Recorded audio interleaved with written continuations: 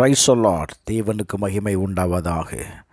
ஆண்டவரும் இரட்சகருமாய் இருக்கிற இயேசு கிறிஸ்துவின் இணையற்ற நாமத்தினாலே இந்த கால வேளையில் உங்கள் யாவரையும் நான் வாழ்த்துகிறேன். இந்த நாளுக்கான தேவனுடைய வார்த்தை சங்கீதம் 29வது அதிகாரம் 11வது வசனம்.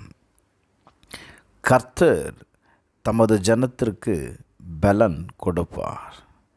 கர்த்தர் தமது ஜனத்திற்கு சமாதானம் அருளி அவர்களை ஆசீர்வதிப்பார்.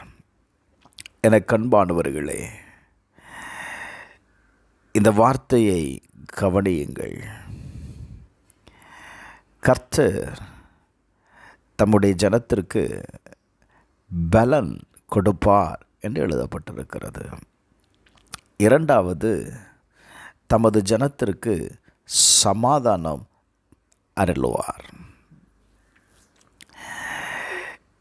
இந்த நாளில் நீங்கள் செய்ய போகிற ஒவ்வொரு காரியத்திற்கு வேண்டிய பலனை கர்த்தர் கொடுப்பார். ஒருவேளை அந்த கால வேளையில் நீங்கள் சோர்ந்து போயிருக்கலாம். ஐயோ, என்ன செய்வது என்கிற நிலையில் நீங்கள் இருந்தீங்கன்னா, வேதம் சொல்லுகிறது, ஏசாயா 40வது அதிகாரம் 29வது வசனத்தில், சோர்ந்து போகிறவனுக்கு அவர் பலன் கொடுத்து சத்துவம் இல்லாதவனுக்கு சத்துவத்தை பெருக பண்ணுகிறார். இந்த காரியத்தை நான் எப்படி செய்ய போகிறேன்?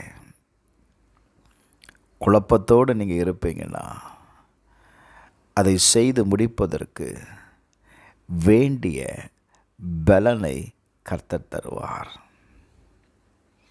பிரைஸ் எல்லாம். அது மாத்திரம் இல்லைங்க, அந்த காரியத்தில் தேவன் உங்களுக்கு சமாதானத்தை தந்து நான் உங்களை ஆசீர்வதிப்பேன் என்று ஆண்டவர் சொல்லுகிறார். கர்த்தருடைய கரம்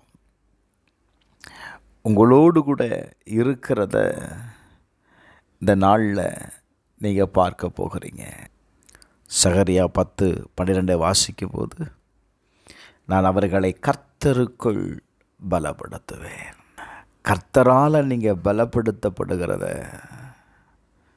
நீங்கள் காண்பீங்க. அநேக இடங்களில் தாவீது தன்னுடைய வாழ்க்கையில் அவர் சொல்லுகிற ஒரு வார்த்தை என்ன தெரியுமா? கர்த்தாவே, நீரே என் பலன். தேவனை அவனுடைய பலனாய் அவன் மாற்றிக்கொண்டதுனால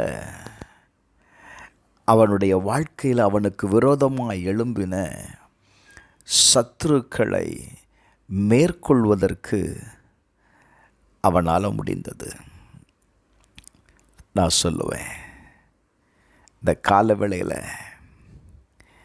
தேவனுடைய பலனை நீங்கள் சார்ந்து கொள்ளுங்க. அது உங்களுக்கு முன்பாக இருக்கிற தடைகளை உடைத்தெறிவதற்கு, சத்துருவின் போராட்டங்களை ஜெயிப்பதற்கு உங்களுக்கு உதவியாக இருக்கும். சங்கீதம் 28:8 வாசித்து பாருங்க. கர்த்தர் அவர்களுடைய பலன், அவரே தாம் அபிஷேகம் பண்ணினவனுக்கு அரணான அடைக்கலமானவர். கர்த்தர் உங்கள் பலனாக இருப்பார் அப்படின்னா, அவர் துணையாக நிற்பதை நீங்கள் பார்க்க முடியும். இந்த காலவேளையில் கர்த்தரை பலன் கொண்டு காரியத்தை செய்து பாருங்கள். கர்த்தர் உங்களுக்கு துணையாக நிற்கிறத நீங்கள் காண்பீங்க. செபிப்போமா. பரலோக பிதாவே, இயேசுவின் நாமத்தில் செபிக்கிறோம்ப்பா. இந்த கால வேளையில் ஆண்டவரே, நீர் எங்களுக்கு வேண்டிய பலனை தாரும், எங்களுக்கு வேண்டிய சமாதானத்தை தாரும்.